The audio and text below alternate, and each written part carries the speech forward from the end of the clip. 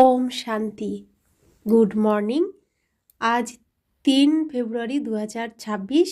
বাপদাদা সাকার মুরলি।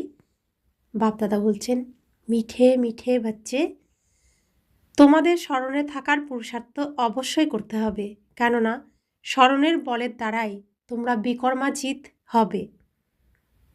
আজকের মুরলির প্রশ্ন, কোন ভাবনা এলেই পুরুষার্থ করা থেকে তোমরা নিচে নেমে যাবে?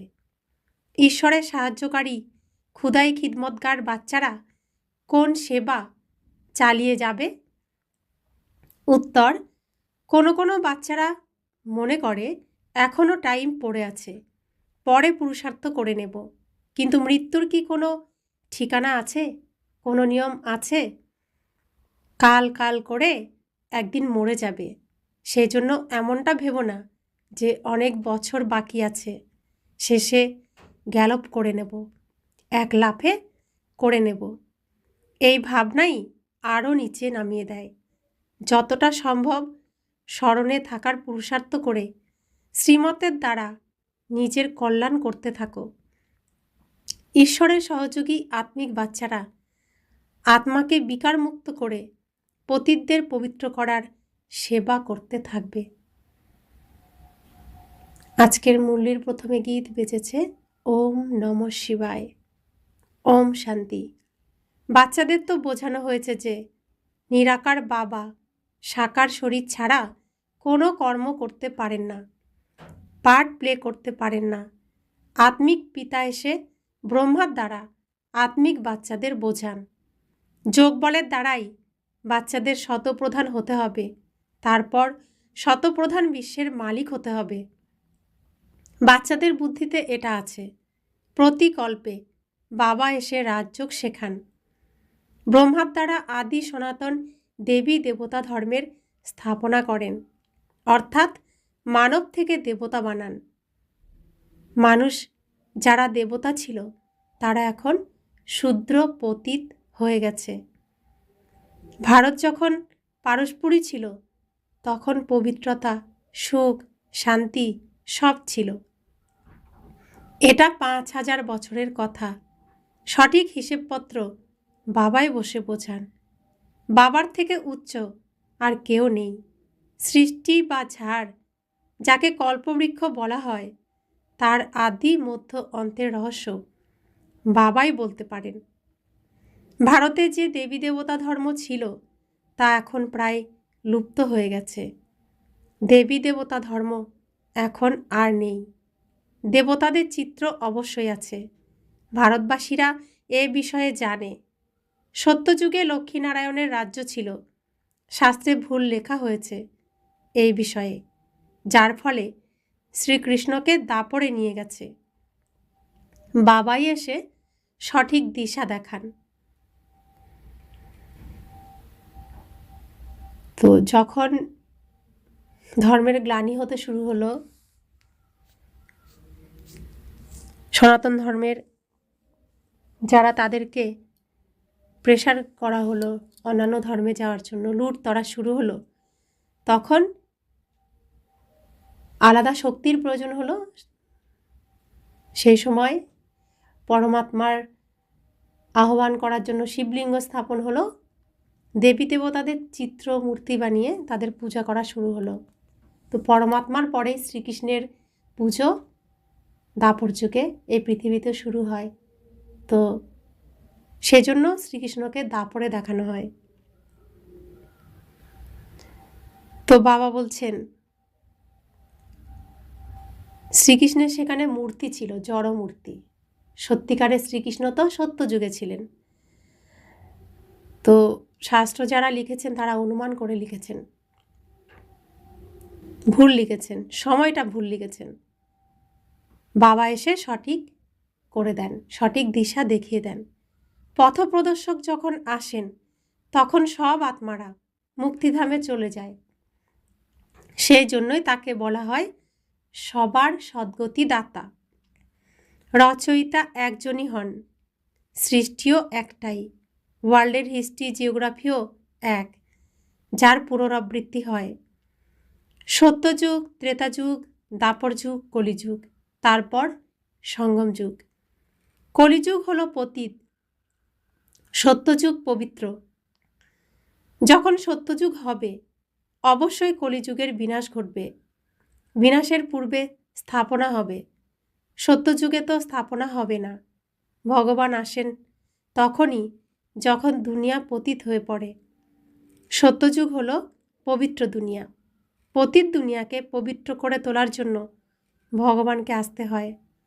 এখন বাবা সহজ থেকে সহজতর যুক্তি বলে থাকেন। দেহের সব সম্বন্ধ ছেড়ে দেহি অভিমানী হয়ে বাবাকে স্মরণ করো। কেউ একজনই তো পতিত পাবন হবেন, তাই না? একজনই তো পতিত পাবন হবে, যিনি পবিত্র হবেন, পাবন থাকবেন সবসময়, যিনি সুন্দর থাকবেন, তিনিই তো অন্যকে পরিষ্কার করতে পারবেন।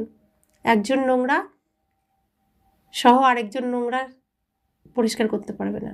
নোংরা শরীরে আরেকজন নোংরা শরীরের পরিষ্কার করতে গেলেও নোংরা লেগে যাবে। যে পরিষ্কার পরিচ্ছন্ন সেই অন্যজনকে পরিষ্কার করতে পারবে। তো বাবা সদা পাবন, সদা সুন্দর, তিনি সদা সত্য, একরূপেই থাকেন, আর তিনি সদা কল্যাণকারী, তিনিই পতিত পাবন। ভক্তদের ফল প্রদানকারী একজনই ভগবান। ভক্তদের জ্ঞান প্রদান করেন। পতিত দুনিয়াতে জ্ঞানের সাগরই আসেন পবিত্র করে তোলার জন্য। পবিত্র হওয়া যায় যোগ বলের দ্বারা। বাবা ছাড়া আর কেউ পবিত্র করে তুলতে পারে না। এসব বিষয় বুদ্ধিতে রাখতে হয় অন্যদের বোঝানোর জন্য। ঘরে ঘরে খবর দিতে হবে, এমনটা বলবে না যে ভগবান এসেছেন। ভালোভাবে যুক্তি সহকারে বোঝাতে হবে। তাদের বলো তিনি তো বাবা। এক হলেন লৌকিক পিতা, দ্বিতীয় হলেন পারলৌকিক পিতা। দুঃখের সময় তো পারলৌকিক বাবাকেই স্মরণ করে থাকে। সুখধামে কেউ স্মরণ করে না। সত্যযুগে লক্ষ্মীনারায়ণের রাজ্যে সুখই ছিল, সুখই সুখ ছিল। পবিত্রতা, শান্তি, সমৃদ্ধি সবই ছিল। বাবার উত্তরাধিকার প্রাপ্তি হওয়ার পর কেন রাখবে? আত্মা জানে আমরা সুখী, এটা তো যে কেউ বলবে। ওখানে শুধুই সুখ। বাবা দুঃখ দেওয়ার জন্য তো সৃষ্টি রচনা করেননি। এ হলো অনাদি অবিনাশী ড্রামা, যা পূর্ব নির্ধারিত। যার পাঠ শেষে থাকবে সে 2 থেকে 4 জন্ম নেবে, অবশিষ্ট সময় শান্তিতে থাকবে। তো তারা ঘরে থাকবে। যাদের অল্প পাঠ তারা লাস্টে এসে এই কলিযুগের শেষে 2 থেকে 4 বার জন্ম নেবেন, আর বাকি সময় তো বাবার কাছে শান্তিধামেই থাকবে। ড্রামার খেলা থেকে কেউ বেরিয়ে যাবে এ তো হতেই পারে না। খেলায় সবাইকেই অংশগ্রহণ করতে হবে। তো পৃথিবীতে খেলতে সবাইকেই আসতে হবে। 1-2 জন্ম নেবে, বাকি সময় ঠিক যেন মোক্ষতে থাকবে। আত্মাই পার্ট প্লে করে। কোনো আত্মার উচ্চ পাঠ, শ্রেষ্ঠ পাঠ প্রাপ্ত হয়েছে, কারো আবার কম। এটা তো তোমরা জেনেছ। গাওয়াও হয়ে থাকে, ঈশ্বরের অন্ত কেউ পেতে পারে না। বাবাই এসে রচয়িতা আর রচনার আদি মধ্য অন্তের ব্যাখ্যা করে থাকেন। যতক্ষণ রচয়িতা স্বয়ং না আসেন ততক্ষণ রচয়িতা আর রচনাকে জানতে পারবে না। বাবাই এসে সব বুঝিয়ে বলেন। তিনি বলেন, আমি সাধারণ শরীরে প্রবেশ করি। আমি যার ভিতরে প্রবেশ করি সেও নিজের জন্মকে জানে না। তার মধ্যে প্রবেশ করে 84 জন্মের কাহিনী শুনিয়ে থাকি। কারো পার্ট চেঞ্জ হতে পারে না। এই খেলা পূর্ব নির্ধারিত। কারো বুদ্ধিতে এটা বসে না। বুদ্ধিতে তখনই বসবে যখন পবিত্র হয়ে বুঝবে। যথার্থ রীতিতে বোঝার জন্যই 7 দিনের ভাট্টি রাখা হয়। ভাগবত পাঠ ইত্যাদি 7 দিন রাখা হয়। এও বোঝানো হয় কমপক্ষে 7 দিন ধরে না রাখলে কেউই বুঝতে পারবে না। কেউ কেউ তো খুব ভালো করে বুঝতে পারে। তো গীতা পাঠের আয়োজন করা হয় 7 দিন। এখানে 7 দিন প্রথমে কোর্স করতে হয়, অর্থাৎ সম্পূর্ণ গীতাকে জানতে হয়। তারপরে এই জ্ঞানের পথে চলতে হয়। বাবার কাছ থেকে শুনতে হয়, বাবার শেখানো সমস্ত নিয়মকানুন জানতে হয়, এবং সেই অনুযায়ী জীবনকে চালিত করতে হয়। তো বাবা বলছেন,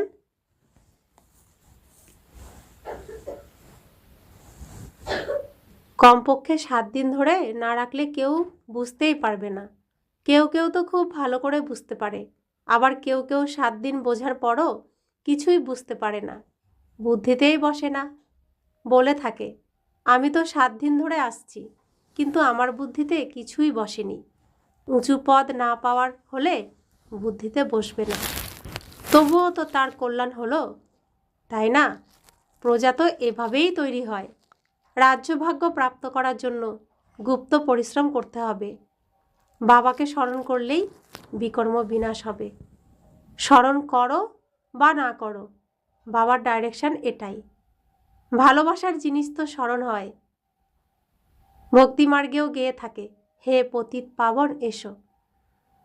তো ভালোবাসা তার কাছ থেকে পায় বলেই তো তার কথাই স্মরণে আসে। তো যখন ভক্তি করতাম আমরাও ডাকতাম, হে ভগবান, হে পতিত পাবন এসো। এখন তাকে পেয়েছ, যাকে এতদিন ডেকেছ তাকে পেয়েছ। বাবা বলেন, আমাকে স্মরণ করলে জং কেটে যাবে। বাদশাহী সহজে পাওয়া যায় না, কিছু তো পরিশ্রম করতে হবে। স্মরণেই পরিশ্রম আছে। প্রধান বিষয়ই হল স্মরণের যাত্রা। অধিক স্মরণকারী কর্মাতীত অবস্থাকে প্রাপ্ত করতে সক্ষম হয়। সম্পূর্ণরূপে স্মরণ না করলে বিকর্ম বিনাশ হবে না। যোগ বলের দ্বারাই বিকর্মাজিত হতে হবে। পূর্বেও তোমরা যোগ বলের দ্বারা বিকর্মকে জয় করেছ। লক্ষ্মীনারায়ণ এত পবিত্র কিভাবে হয়েছে, যখন কলিযুগের শেষে কেউই পবিত্র নয়? এর দ্বারাই বোঝা যায় গীতা জ্ঞানের এপিসোড রিপিট হয়ে চলেছে। শিব ভগবানুবাদ, ভুল তো হতেই থাকে। বাবাই এসে অভুল নির্ভুল বানান। তো রাবণের রাজ্যে প্রত্যেকটি কর্মের পিছনে ভুল থাকেই থাকে, রামরাজ্যে সব সঠিকই সঠিক। তো ভগবান আসেন ভুলকে নির্ভুল বানাতে, অভুল বানাতে, সঠিক বানাতে। ভারতের যা কিছু শাস্ত্র সবই হলো ভক্তিমার্গের। বাবা বলেন, আমি যা বলেছিলাম সেসব কারও জানা নেই। যাদের বলেছিলাম তারা পদ প্রাপ্ত করেছে। 21 জন্মের জন্য প্রালব্ধ হয়, তারপর জ্ঞান প্রায় লুপ্ত হয়ে যায়। তোমরাই চক্র ঘুরে এসেছ। কল্প পূর্বেও যারা শুনেছিল তারাই আসবে। এখন তোমরা জানো যে আমরা মানুষকে দেব দেবীতে রূপ দেওয়ার জন্য স্যাপলিং লাগাচ্ছি। এটি হলো দেব দেবীদের গাছ বা স্যাপলিং। ওরা জাগতিক গাছের অনেক চারা রোপণ করে চলে। বাবা এসে কন্ট্রাস্ট বুঝিয়ে বলেন, বাবা এসে দৈবী ফুলের স্যাপলিং লাগান। ওরা তো বন জঙ্গলের জন্য স্যাপলিং লাগাতে থাকে। তোমরাই দেখাও যে কৌরবরা কি করছে আর পাণ্ডবেরা কি করছে, ওদের কি প্ল্যান আর তোমাদের কি প্ল্যান। ওরা নিজেদের প্ল্যান তৈরি করে যাতে জনসংখ্যা বৃদ্ধি না পায়। ফ্যামিলি প্ল্যানিং করে, তার জন্য পরিশ্রম করতে থাকে। বাবা তো অনেক সুন্দর করে বুঝিয়ে বলেন, সব ধর্মের বিনাশ হবে আর একটাই দেবী দেবতা ধর্মের পরিবার স্থাপন হবে। সত্যযুগে একটাই আদি সনাতন দেবী দেবতা ধর্মের পরিবার ছিল। এত পরিবার ছিল না। ভারতে অসংখ্য পরিবার, গুজরাটি পরিবার, মহারাষ্ট্রিয়ান পরিবার। বাস্তবে ভারতবাসীদের একটাই পরিবার হওয়া উচিত। অনেক পরিবার হলে নিজেদের মধ্যে খিটখিট হবেই। তারপর গৃহযুদ্ধ শুরু হয়। পরিবারগুলোর মধ্যেও গৃহযুদ্ধ শুরু হয়ে যায়। যেমন খ্রিস্টানদের নিজের পরিবার আছে, ওদেরও নিজেদের মধ্যে বিবাদ লাগে। নিজেদের মধ্যেও দুই ভাই একত্রে মিলিত হয় না। জল নিয়েও ভাগাভাগি হয়। শিখ ধর্মাবলম্বীরা ভাবে আমরা শিখ ধর্মাবলম্বীদের বেশি সুখ দেব, তার জন্যই তারা ঝাঁপিয়ে পড়ে। তো বিদেশে বিশ্বের মালিক হওয়া, বিশ্বের উপর রাজত্ব করার আকাঙ্ক্ষায় সমুদ্র নিয়ে লড়াই। এই পর্যন্ত আমার সীমানা, এরপরে তোমরা আসবে না। আকাশ নিয়েও লড়াই, এই পর্যন্ত আমাদের সীমানা, এরপরে তোমরা আসবে না। অথচ তারা একই জাতি, একই ধর্মের, দুই দেশে থাকে। তাদেরকে বলা হচ্ছে যাদব, যারা নিজেরাই নিজেদের মধ্যে লড়াই ঝগড়া শুরু করে। তো প্রত্যেকে ভাবে আমি নিজের দেশ, নিজের পরিবারের দেখাশোনা করব, সুখ দেব। সারা পৃথিবী যে, বিশ্বই যে আমরা এক পরিবার, তা ভাবে না। তো বাবা বলছেন অন্তিম সময়ে নিজেদের মধ্যেই গৃহযুদ্ধ শুরু হয়, লড়াই করে একে অপরের সাথে। বিনাশ তো হবেই। অসংখ্য বোমা তৈরি করে চলেছে। মহাযুদ্ধে 2টি বোমা নিক্ষেপ করা হয়েছিল। এসবই বোঝার বিষয়। তোমাদের বোঝাতে হবে এই লড়াই হলো মহাভারতের। বড় বড় ব্যক্তিরা বলে থাকে এই লড়াই যদি বন্ধ না করা হয় তবে সম্পূর্ণ দুনিয়ায় আগুন জ্বলবে। আগুন যে জ্বলবে এ তো তোমরা জানোই। বাবা আদি সনাতন দেবী দেবতা ধর্মের স্থাপনা করছেন। রাজযোগ হলো সত্যযুগের। সেই দেবী দেবতা ধর্ম এখন লুপ্তপ্রায়। চিত্র নির্মাণ হয়েছে। বাবা বলেন কল্পপূর্বের মতোই যা কিছু বিঘ্ন সৃষ্টি হয়েছিল আবারও তা হবে। যা আমরা শাস্ত্রে বর্ণনা শুনেছি, কলিযুগে এমন হবে, এমন হবে, এমন হবে, তা তো আমরা প্রত্যক্ষ প্রমাণ প্রত্যেকেই পাচ্ছি। প্রথমে বোঝা যায় না, পরে বোঝা যায় কল্পপূর্বেও এমন হয়েছিল। এই ড্রামা আগে থেকেই তৈরি হয়ে আছে। আমরা প্রত্যেকেই এই ড্রামার অংশীদার। স্মরণের যাত্রাকে ভুলে যাওয়া উচিত নয়। একেই পরীক্ষা বলে। স্মরণের যাত্রায় স্থির হতে পারে না, ক্লান্ত হয়ে পড়ে। গান আছে না, রাতের পথিক ক্লান্ত হয়েও না। এর অর্থ কেউ বোঝেনি।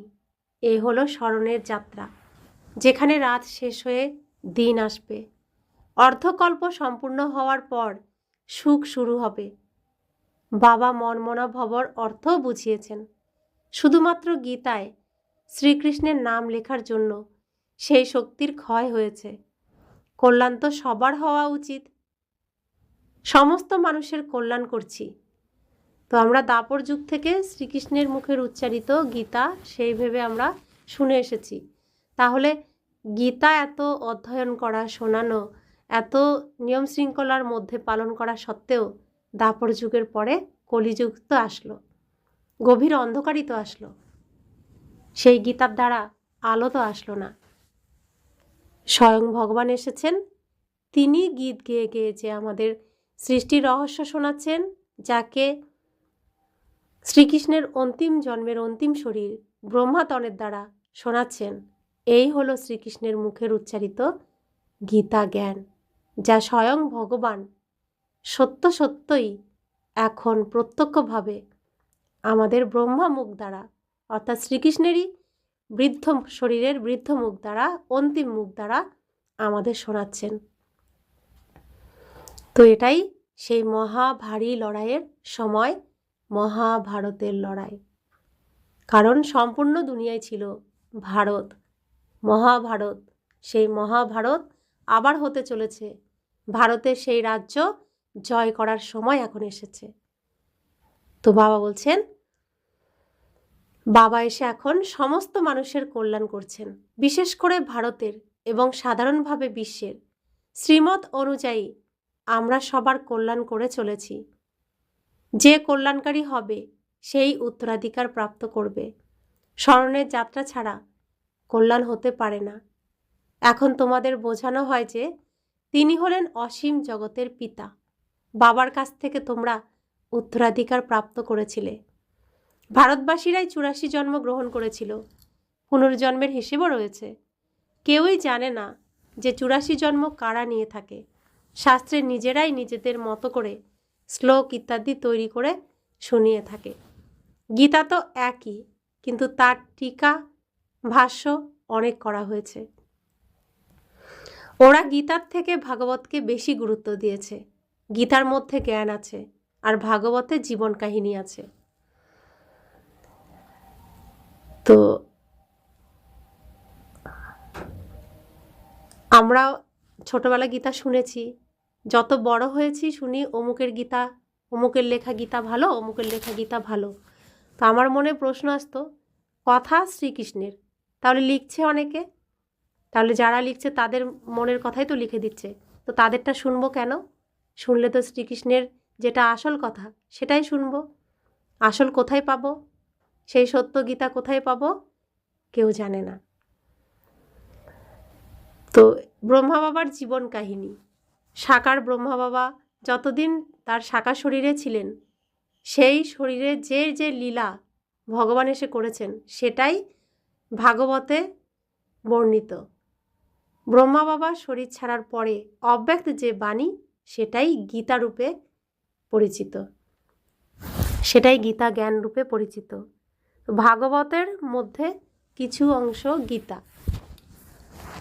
তো ব্রহ্মা বাবার শরীরের মাধ্যমে ভগবান এসে যে লীলা করছেন এটাই গীতা রূপে, ভাগবত রূপে দাপর যুগে আবার রচিত হয় আমাদের সংবিধান হিসেবে। আমরা যাতে ভগবানের শ্রীমত আমরা যাতে আমাদের জীবনে পালন করি, সেই মতে জীবন নির্বাহ করি, সেই জন্যই সেই সময় ভাগবত রচনা হয়েছিল, গীতা রচনা হয়েছিল। তো বাবা বলছেন, গীতা অধিক গুরুত্বপূর্ণ হওয়া উচিত। জ্ঞানের সাগর বাবা, তার জ্ঞান তো চলতেই থাকে। ওই গীতা আধা ঘন্টার মধ্যে পড়ে ফেলা যায়। তোমরা তো এই জ্ঞান শুনেই আসছো। যত দিন যাবে তোমাদের কাছে অনেক মানুষ আসতে থাকবে, ধীরে ধীরে আসতে থাকবে। এখন যদি বড় বড় রাজারা চলে আসে তবে তো বেশি দিন লাগবে না। সুতরাং এই কারণেই সব কিছু যুক্তি দিয়ে চলতে হবে। এ হলো গুপ্ত জ্ঞান, কারো জানা নেই যে এরা কি করছে। রাবণের সাথে তোমাদের যুদ্ধ, এটা শুধু তোমরাই জানো, আর কেউ জানতে পারে না।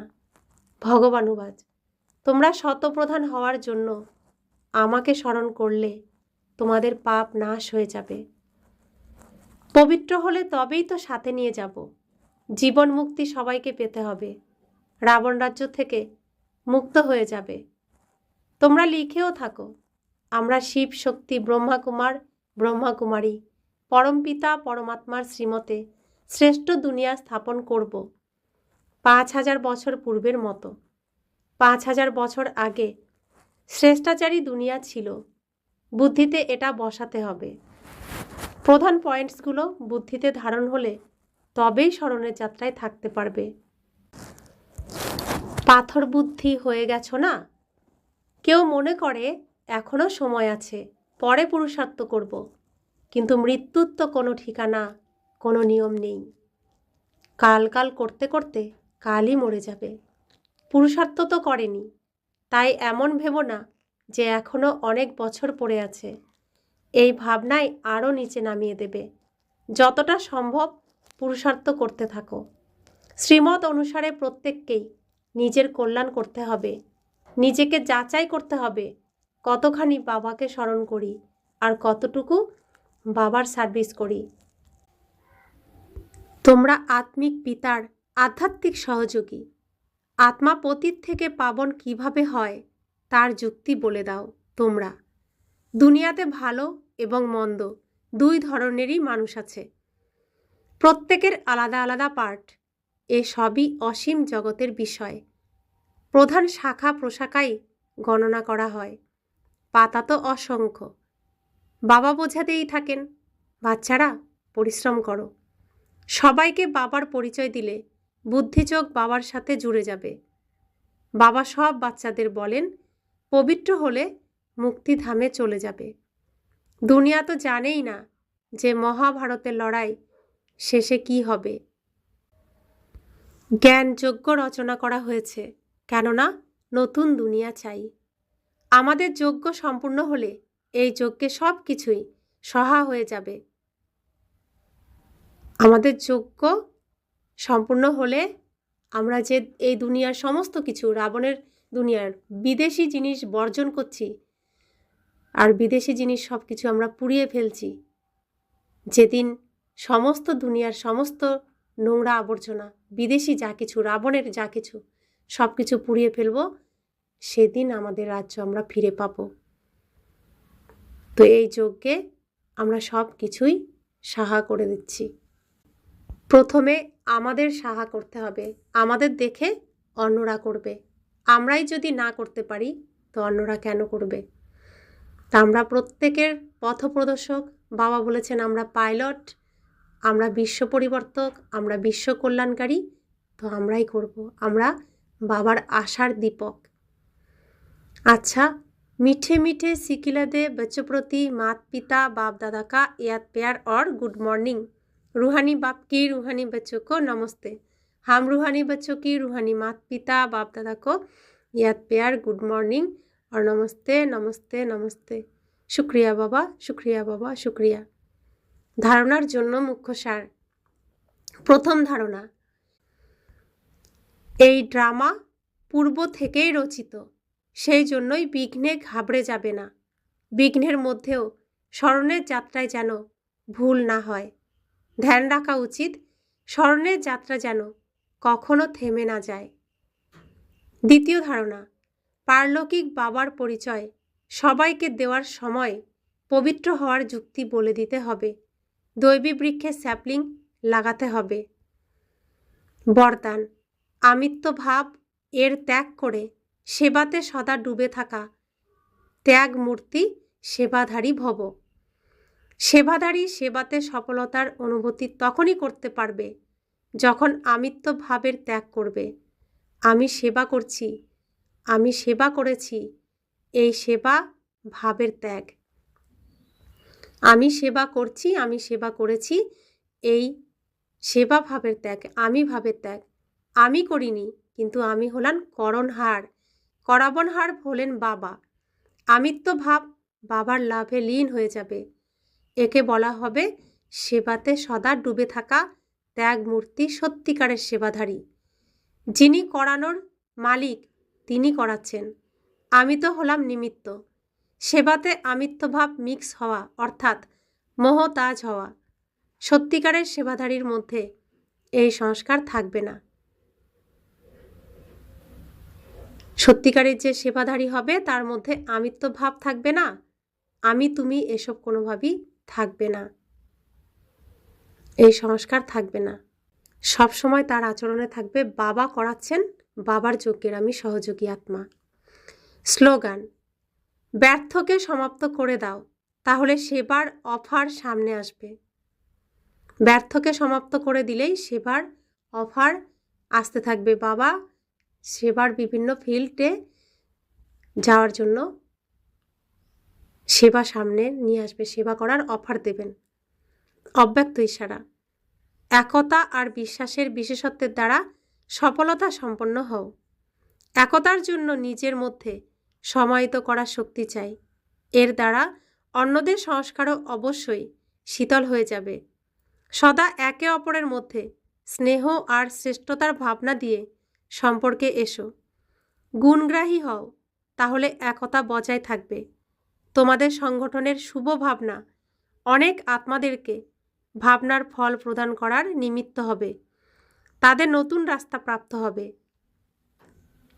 একতা আর বিশ্বাস আর বিশেষত্ব এর দ্বারাই হবে সফলতা।